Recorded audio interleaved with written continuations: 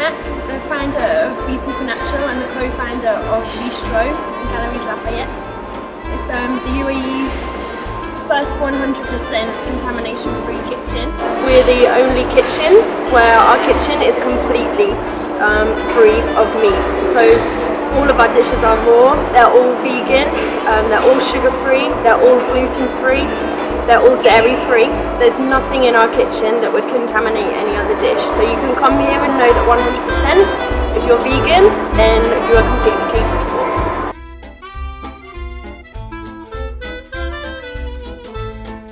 All you do is you chop the ends of the courgette, zucchini, whatever you're using. You can also use carrot, beetroot, any kind of nice firm vegetable. Create a flat surface. This is good because it sticks to the countertop, so it gives you some sort of stability. Raw food is food that hasn't been heat treated above 115 degrees. So essentially everything on the menu is a salad.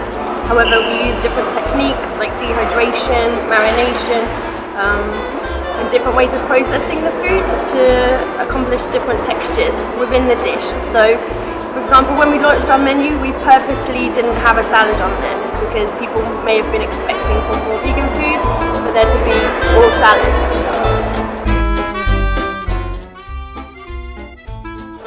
A little tip is when you make, a lot of people have said that they make this at home, zucchini pasta, but it doesn't feel the same as ours feels when they eat it in the restaurant.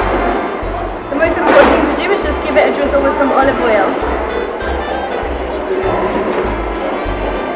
Just massage. That will give the pasta like that slippery feeling on your tongue that you get with regular pasta.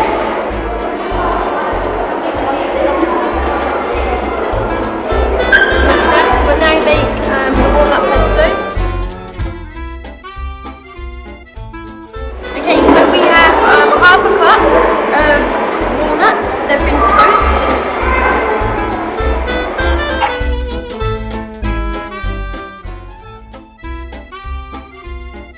If you're eating a raw vegan diet, it basically is a plant-based diet. So there's nuts, seeds, vegetables, fruit.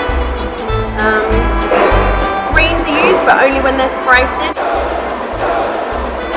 When I grew up, my dad was actually a butcher. I grew up making sausages on the kitchen counter with him. I was always brought up eating meat. It was never an issue for me. Where is our meat coming from now? If we're not getting it from a local butcher, where does it come from?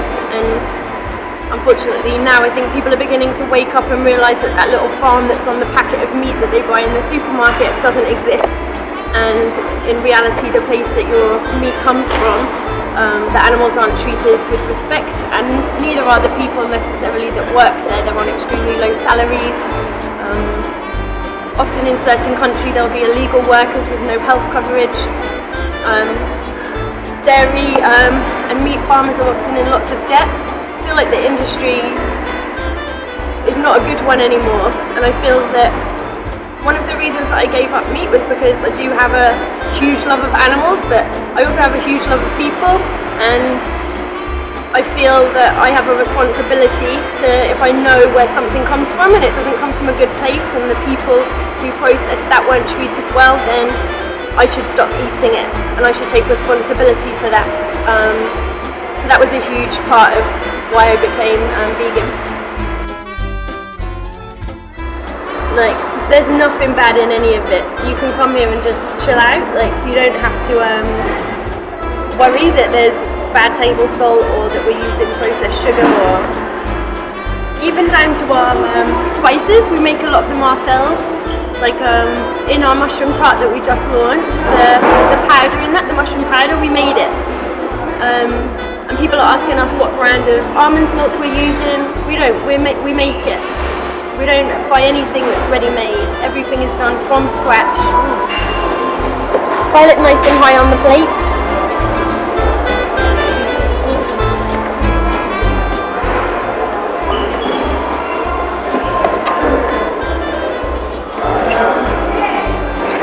We've made a nice basil oil as well. In raw food we don't, ordinarily you would dip the basil into boiling hot water and then directly into cold to keep the greenness, but We make quite small batches of this, and it's still quite nice and bright after a couple of days. So this again is for